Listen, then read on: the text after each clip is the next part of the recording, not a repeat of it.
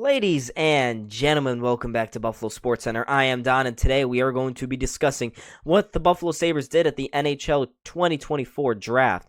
They made a bunch of picks, made a couple of small trades, so on and so forth. We'll get on to all of those, but before I delve into the details, make sure to hit that like button and subscribe here on the YouTube. Follow us on Instagram and join the Discord. All of those three links are down in the description box below. Now let's get on with it and talk about what the Sabres did at the draft. And it starts in the first round at pick number 14. Yes, 14. You may be sitting back and going, Don, I thought the Sabres were picking at 11. No, we were. But then Kevyn Adams, inexplicably, instead of trading this pick for an NHL top 6 forward, he decided to trade back with the San Jose Sharks. He couldn't find another suitor, and according to John Buccigross on the ESPN draft broadcast, he said that the Sabres were desperately trying to get rid of their first-round pick, but they couldn't. No one was biting, and whether that be because there isn't a market really for these first-round picks, if a lot of teams don't grade these guys all that highly, or if Kevyn Adams was simply trying to make the first-round pick the centerpiece of one of these top trades. In that case, I'd understand why other teams weren't going for that. Especially for players like Martin Necas or Nikolai Ehlers, you would need at least a first-round pick plus a top prospect, just based off the drop-off between picks, say, 11 and 14. There's a huge difference in those three picks. I don't understand. I really don't understand. I'm very disappointed with Kevyn Adams, and that's frustrating because Konsta Helenius is a really good pickup here for the Buffalo Sabres. Helenius is a nasty forechecker. He's very good at being a defensive center or right winger. He currently plays in the Men Finnish League over in, of course, Finland. He's a very energetic, not a very fast or quick player, but he's this type of player that Lindy Ruff loves to have on his teams. And his NHL player comparable is a kind of like probably Mikael Backlund. Mikael Backlund, that's a very flattering comp. Defensive shutdown, top 6 or top 9 forward. He can go up and down your lineup, as I mentioned already. And he's actually pretty close to playing for not only Rochester, but Buffalo. I wouldn't be surprised, folks, if we saw Helenius in Rochester this fall, and I wouldn't be surprised if we saw Helenius in Buffalo as soon as 2025. But the problem is that Helenius is going to have a lot of challenges within the Buffalo Sabres organizational system. And that's because there's so many other really good centers ahead of him in the pipeline. You have Anton Wahlberg, Matt Savoy, Yuri Kulik, who, he could also play on the wing as well. Isak Rosén, the same thing. He could play center or the wing. Noah Ostlund. There's just a lot of prospects already there waiting, very close to going to Buffalo. And where does everyone fit in? The answer is no, not everyone does. There's not enough room for everyone at the table. So for Kevin, I understand the desire to want to trade, but you actually got to do it instead of complaining that you can't. You have to finally kill a trade. Do something, Kevin. Stop. It's really conflicting, folks. This is an A-plus pick in my book. He shouldn't have fallen as far as he did. Again, it's just like the same mold as the Zach Benson, the Jack Quinns of the world, the J.J. Peterkas of the world. How did they fall to Buffalo? How did the Sabres find themselves with such another really good prospect? But that's the key word, prospect, not a top player ready to go right now. And that's going to dog Helenius. Not actually him individually. It's going to dog Kevyn Adams until he does something big. And at this point, at the time of this recording, he simply has not done anything big. He's been doing a lot of small moves, but he's, again, not finding a way to dodge the accusations that he's afraid. He's not really keen to be a big-time swinger. Not like how Brandon Beane is. Brandon Beane's big baller Beane. He makes moves. He makes deals. Kevyn Adams hasn't done that since he signed Taylor Hall all the way back in 2021 or 2020. I can't remember. I think it was 2020, actually. Yeah, when he signed Taylor Hall in his first offseason as the Sabres general manager and when he traded for Eric Stahl as well. Ever since then, the guy's been scared to do anything big. But anyways, let's keep on moving. I've been ranting long enough. This is not anything to knock about Hellenius. I think he'd actually be really good for the Sabres. We just hope to see something more. Let's keep on moving. Go into the second round. Adam Kleber, right shot defenseman. He's a good two-way guy. He's going to play at Minnesota Duluth next season. He played in the USHL last year with the Lincoln Stars. He scored 5 goals, had 26 points in 56 games. And he's a classic shutdown defenseman. Pretty easy, pretty good. And the Sabres, I said in my pre-draft video that they desperately needed more right shot help in their defensive core. Well, Kleber accomplishes that. He ticks off the box for the Sabres. And it's important to remember, though, that the Sabres also have a lot of defensemen already in Buffalo. So if we see Kleber ever come to Buffalo, we'll see. I feel like he could if he has a strong showing, but he's got a bunch of years of college to go have fun at, and we could see him take as long as it did for Ryan Johnson come to Buffalo. Ryan Johnson, it took him, 5 years to show up at the big leagues, and he only had a minor cameo last year. I hope to see more of Ryan Johnson this year, but it's been 6 years down the line. That could be a similar timetable for Adam Kleber. Let's keep going now, folks, and let's talk about our third round pick at pick 71, Brody Zeimer, the right winger. He played for the U.S. Men's National Development Program, so pretty good for him. He's a straightforward forward. He plays direct. He finds ways to get into dangerous areas. He's very good shooting the puck, obviously. He had 27 goals, 70 points, and a plus 40 rating in 61 games last year.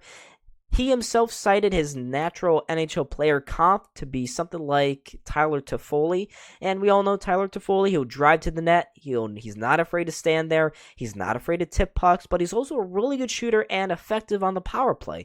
So we could see Brody Zeimer do something like that if he were to have an opportunity to come to Rochester or Buffalo.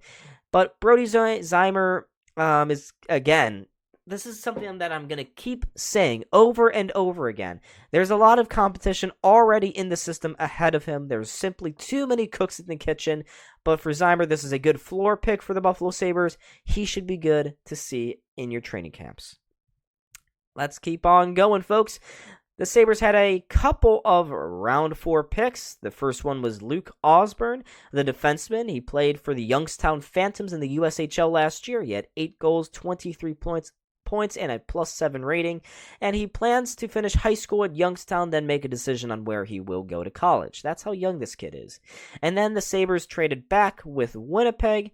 They moved back from pick 109 to 123, and they also acquired pick 219 as well, and late in the 7th round. With that 4th round pick 123, the Sabres got Simon Pierre Brunet, right shot defenseman, another one. He played with Vsevolod Komarov. I always mess it up. I'm so sorry, Mr. Komarov. In Drummondville, in the Quebec Junior National Hockey League, it's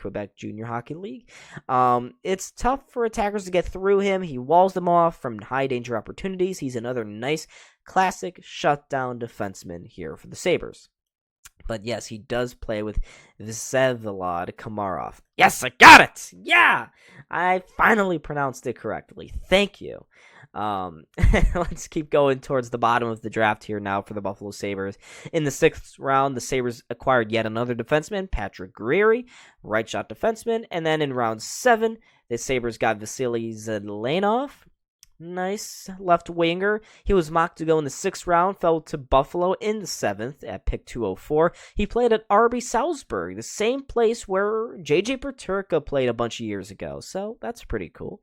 And then with the Sabres' final pick in this draft, they got goalie Ryerson Leenders. Yeah, that's how you probably pronounce it. Leenders, yeah. He's got an extra E there. It bothers me. Bothers my OCD. But he's another, prospect filling out sort of guy. I don't really expect any of these 3 to see Buffalo at any point. Maybe Rochester, maybe. But especially for Leenders, he's already got to face Topias Lenonen. Scott Metzlaff is already in the system as well. So there's a lot of internal competition. And again, I keep saying it, But no one seems to be listening to me within the Sabres organization. There are simply too many cooks in the kitchen. Why do we keep drafting prospects and moving back in the draft to acquire more prospects when we already have a lot of prospects as is? It's simply annoying. It's very annoying for me to say. It's annoying for you guys to hear. But that's the state of the Buffalo Sabres at this current moment. They cannot get out of Phase 1 and move into Phase 2. But there's some other news that I have to talk about here that happened during the draft. And I mentioned it earlier. The Sabres added a second round pick. They added an extra pick from San Jose when they traded from 11 down to 14. Well, that second round pick, I gotta stop saying that. Horrible. That extra second round pick, the Sabres then flipped to get Beck Maletzin, fourth line left winger from the Washington Capitals. And you can see by my face how much I like this deal. Oh, I don't. I really don't. Why? Why, Kevin? Why are we paying second round picks to get fourth line wingers? I get it. He's very good on the penalty kill. He had 6 goals, 21 points in 81 games for the Washington Capitals last year. He had 4 playoff appearances for that team as well. Why? Why a second round pick?